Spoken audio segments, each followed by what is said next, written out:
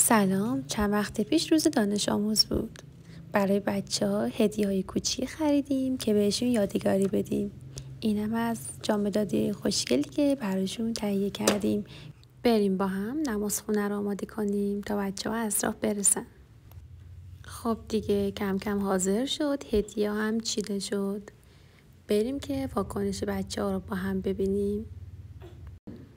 خب دیگه کم کم بچه ها هم اومدن. ما هم از دفترنا دعوت کرده بودیم تا یه مراسم خیلی شاد و براشون برگزار کنن.